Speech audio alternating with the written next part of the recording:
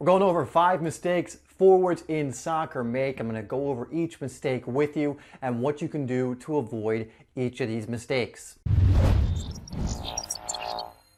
Hey, what's up guys? It's Dave here from SimplySoccer, where we are working to help you improve your game and stand out on the pitch. And on this channel, we release videos every week designed to help you do just that. So if you haven't already, please hit that subscribe button and hit that bell icon so you don't miss any new videos that we do. Now in this video, I'm going to be going over many of the common mistakes I see strikers making in games, and also some that I make as well, so you can get a better idea of what to avoid and also get a better idea of what you should be looking to do. Let's get right into it with the first one, which is standing still. Now anyone that doesn't play striker and has to feed their striker or play them in behind or use them as an outlet will tell you that it's really frustrating when the striker is not moving around, when they're standing still and they're just like staying in the same place, doing a circle in the same place, and not opening new passing lanes or making different runs to open up different spaces on the pitch. You do not want to be a striker that stands still. Now, one of my favorite strikers, Luis Suarez, is great at doing the opposite of this, which is having really good movement and being in constant motion. So think about being in constant motion as a striker. Now again, there are certain roles a striker can play, which will require you to play more hold-up play, which will mean you're not moving around as much, but you still in general want to be moving around quite frequently, and don't be static, because if you're standing still or kind of just moving around, slowly, you're very easy to mark. Mistake number 2 is not shooting enough. And when we get really down to it, you want to be scoring goals or creating rebounds from your shots and being a dangerous player overall. And that's going to include taking shots. And there's very few coaches I've ever had, if any, who ever got on my case for taking shots in matches as a striker. It's part of your job. You want to be someone who can hit the target, who can rip a great shot on target. And unless you have a teammate in a much better position or a goal scoring position, don't feel shy to strike the ball. Now, if you don't have great shooting ability just yet, I have a video that will help you with that. It'll come across the screen right now. I'll also put it in the description.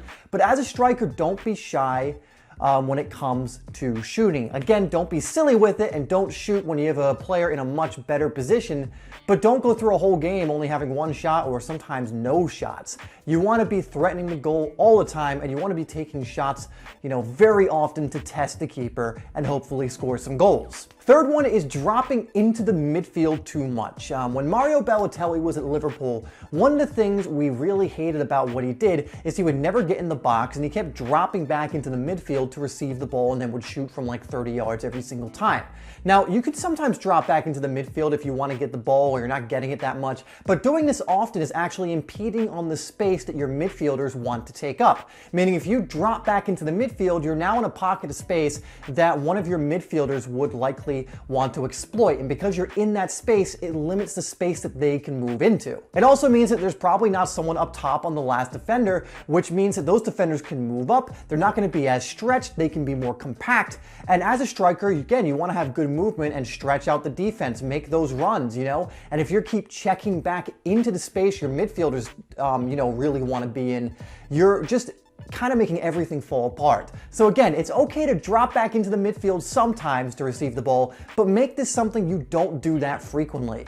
Most of the time, for most strikers, especially if you're the only striker up top, you want to stay fairly high, usually near the last man, so that you can hold up the ball, so you can make runs in behind, so you can move across the back line, but don't keep coming back into the center of the park and dropping deep. Okay, the fourth one is laziness. Now, this might be an obvious one. Obviously, you don't want to be a lazy player, but there are many strikers I find that succumb to this because it's a position that for, half of the game can really pass you by when you're playing this position, because sometimes you won't get the ball, sometimes there isn't a run to make. It can be very easy to turn off and become a little bit of a lazy player. One of my favorite examples of this is Dimitar Berbatov when he was at Manchester United. This guy was super talented, super skilled, and Sir Alex Ferguson still got rid of him and didn't play him as much because he didn't work hard enough. Now that's an extreme case because he still had a fantastic career, but you can become a better and more complete footballer and striker in general if you work hard. Be a hard-working player. Be a Luis Suarez type striker who's harassing defenders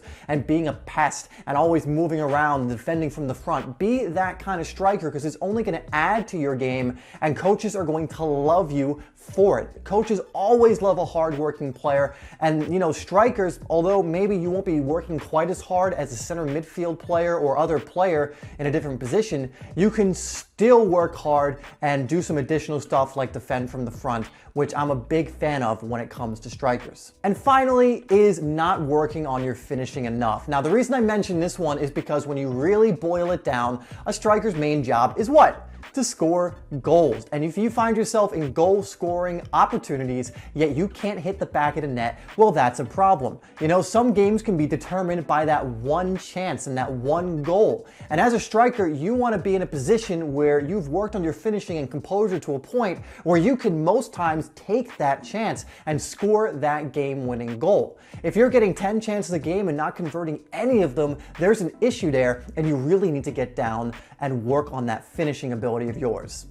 One of my favorite players right now is Harry Kane, and one reason I love him is because he actually doesn't make these mistakes. He, works hard, he has great movement, he shoots often. But another great thing about him is he converts chances. His finishing is so good to the point where you know that he puts additional work on the training ground on his finishing to the point where he can finish in many different situations. Harry Kane having the ball 25 yards or closer to your goal at any point or any part of the pitch is dangerous because he can score from almost anywhere. That's the level you want to be at. You want to be someone that the other team does not want to shoot. You want to be that player that when you have a yard of space, the defender's like, get him, block him, because they don't want you to shoot at all, because they know you get a chance and you pretty much score a goal. So work on your finishing, work on your shooting heavily, because when it comes down to it, again, your main job is to score the goals. So when you get your chance, when you get multiple chances, you want most of them to be converted into goals. All right, everyone, so that's just 5 mistakes that I see forwards make in soccer. Now, if I missed one, or there's a mistake you see a forward making, or maybe one you make yourself if you're a striker, let me know in the comments, because I know there's plenty of other ones. What other glaring mistakes can strikers fix? Let me know in the comments down below. Guys, I want to thank you one more time for tuning into this video. I really, really do appreciate it. Please hit that like button and that share button. By sharing this video, it definitely helps this channel to grow and get the video in front of more people. If you haven't already, please consider subscribing to the channel. Again, we release videos every single week designed to help you improve as a player. Now, I am going to put 2 videos across the screen now that's going to help you to improve and grow as a player even more. So take a look at those if you want to continue watching some stuff and learning more additional information that's going to help you grow as a player. Once again, guys, thank you so much for tuning in, and I will see you in the next video.